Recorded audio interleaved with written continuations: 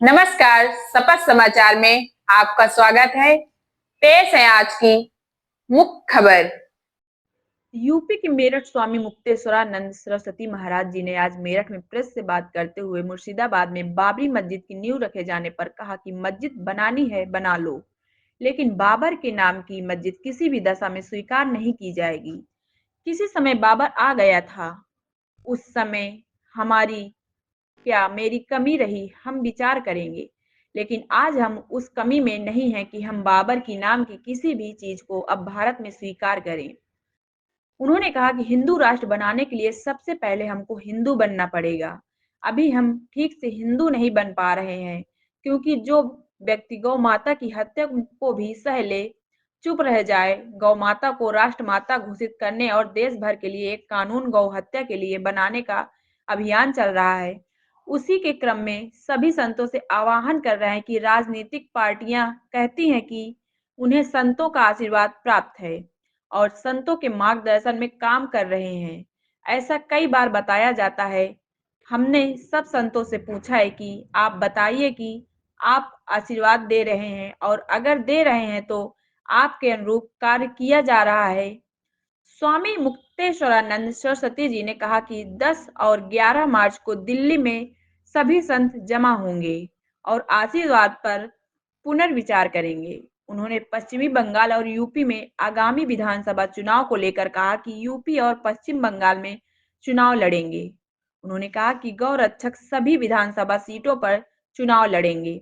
उन्होंने उन्होंने बोलते हुए कहा कि जब हम बिहार चुनाव में गए थे तो वहां प्रधानमंत्री कह रहे थे घुसपैठियों को बाहर करना है। 20 साल से उनकी सरकार थी वहां पर और कह रहे थे घुसपैठियों को हमको बाहर करना है।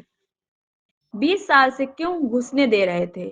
जनता को मूर्ख समझ जाता है। अपने 20 साल में उन्हें घुसने क्यों दिया? आपने घुसने दिया तो आप कैसे निकालेंगे? जो घुसने देता है वह कैसे निकाल सकता है? वंदे मातरम पर बोलते हुए कहा कि कांग्रेस और भाजपा की स्थिति पति पत्नी जैसी है। पति जो कुछ करता है पत्नी को सब गलत लगता है और पत्नी जो कुछ करती है वह जैसे पति को उसकी हर बात को अच्छा कहना पड़ता है। वही कांग्रेस और भाजपा की हालत है। भाजपा कहती है कांग्रेस ने जो किया सब खराब है, पत्नी की दशा में चली गई है। तपस समाचार ब्यूरो। राष्ट्रमाता घोषित करने और देश भर के लिए एक कानून गौ माता के लिए गौ हत्या निरोध का बनाना, इसके लिए अभियान चल ही रहा है। गौ प्रतिष्ठा आंदोलन हम चला रहे हैं। उसी के क्रम में नया कार्यक्रम आप पूछ सकते हैं कि अगला क्या कार्यक्रम है, क्योंकि ये तो चल रहा है, चलाने जा रहे हैं नहीं, चल ही रहा है। अभी हम लोग देश के सभी संतों से आह्वान कर रहे हैं कि आपने, ये कहा जाता है अमुक अमुक पार्टियां देश की कहती हैं कि हमें संतों का आशीर्वाद प्राप्त है, हम संतों के मार्गदर्शन में काम कर रहे हैं, ऐसा कई बार बताया जाता है। तो हमने सब संतों से यह पूछा है कि आप बताइए कि आप आशीर्वाद दे रहे हैं, और अगर दे रहे हैं तो क्या आपके अनुरूप कार्य कर रही हैं पार्टियां, सरकारें?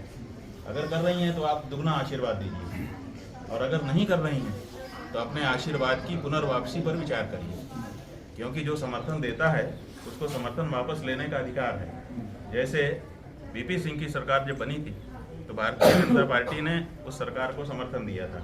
वीपी सिंह के पास उतने नंबर नहीं थे तो इन्होंने समर्थन दिया था, और जब इनके अध्यक्ष लाल कृष्ण आडवाणी को बिहार में लालू प्रसाद यादव ने गिरफ्तार कर लिया, उतने मात्र से इन्होंने समर्थन केंद्र की सरकार से वापस ले लिया था, और जिसके कारण बाद में कितनी सारी कमजोर सरकारें बनी और देश को कितना भोगना पड़ा। लेकिन उन्होंने समर्थन तो वापस ले ही लिया था, उस पर प्रश्न भी कोई नहीं उठा सकता, क्योंकि जिसने समर्थन दिया है उसको वापस लेने का भी अधिकार है। वो अपने कारणों से देता है, अपने कारणों से वापस लेता है। तो ऐसे ही जिसने आशीर्वाद दिया है उसको अपना आशीर्वाद वापस लेने का भी अधिकार है। तो हम ये कह रहे हैं कि अगर आपके द्वारा आशीर्वाद प्राप्त कोई पार्टी या कोई सरकार अगर गौ हत्या जैसे मुद्दे पर भी आपकी नहीं सुन रही है, तो क्या आप अपना आशीर्वाद कंटिन्यू करना चाहेंगे कि विड्रॉ करना चाहेंगे? तो आगामी 10-11 मार्च को दिल्ली में संतों महंतों की सभा बुलाई गई है। सारे देश के हम लोग सोचते हैं कि ज़्यादा से ज़्यादा संख्या में जिम्मेदार संत इकट्ठा हों और वहाँ पर वो आशीर्वाद पर पुनर्विचार करें। तो मीडिया वालों की चुप्पी है।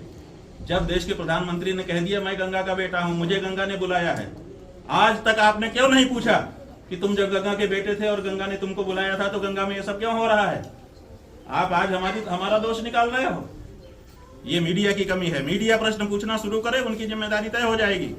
मीडिया इस मामले में चुप है, गंगा जी का अपराध कर रहा है। गंगा जी के प्रश्न को प्रधानमंत्री से नहीं पूछता है, हमसे पूछता है आकर के। हम तो दिन रात काम कर रहे हैं जो हमसे हो सकता है। 11-12 मार्च को जो सम्मेलन होगा उसमें गंगा के बारे में भी विचार विमर्श नहीं, किया जाए। आप पहले कर लीजिए एक काम, तब दूजे का लीजिए नाम। एक ही साथ अनेक विचार, बहुतक जोगी मढ़ी उजाड़। हम एक काम हाथ में लेंगे, उसको डन करेंगे, तब दूसरा काम लेंगे। हम कई काम ले लें और कुछ न कर पाए, बेकार है। इसलिए पहले गौ माता की रक्षा का और गौ माता की प्रतिष्ठा का प्रश्न है।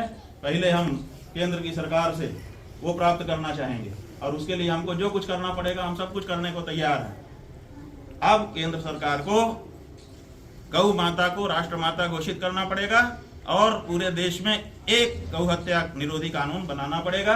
अगर वो बनाते हैं तो ठीक, नहीं तो मुहिम जारी रहेगी। और महाराज जी एक सवाल लक्ष्य और तक पहुंचे। एक सवाल और है। हमारे देश के प्रधानमंत्री जी गए थे और कह रहे थे घुसपैठियों को बाहर करना है। 20 साल से उनकी सरकार थी वहां पर और कह रहे थे घुसपैठियों को हमको बाहर करना है। मतलब 20 साल से तुम घुसा रहे थे, 20 साल से तुम क्यों घुसने दे रहे थे घुसपैठियों को? अब तुमको हम घुसपैठियों को बाहर करने के लिए वोट दे दें? गजब, जनता को मूर्ख समझा जाता है। अरे भाई 20 साल आप थे तो आपने घुसने क्यों दिया? और आपने घुसने दिया तो आप कैसे निकालोगे? जो घुसने देता वो कैसे निकालेगा? उसकी क्या बकत है? जब हम किसी को एक बार आने देते हैं फिर निकालना मुश्किल हो जाता है। तो आपके समय में, आपके रीजन में जब घुसपैठ हो गई तो उसके पहले तो आप उसका दंड भोगिए, उसके बाद फिर निकालने की बात होगी। क्यों आपके कार्यकाल में घुसपैठी अंदर आ सके, इसका जवाब दीजिए। अरे भाई कोई भी परिष्करण हो, अगर आपके मतदाताओं की सूची को आप परिष्कृत करना चाहते हैं, इसमें क्या गलती है? बिल्कुल होना चाहिए। इसमें किसको आपत्ति हो सकती है? धर्म ध्वजा प्रधानमंत्री। आप देख रहे हैं शपथ समाचार।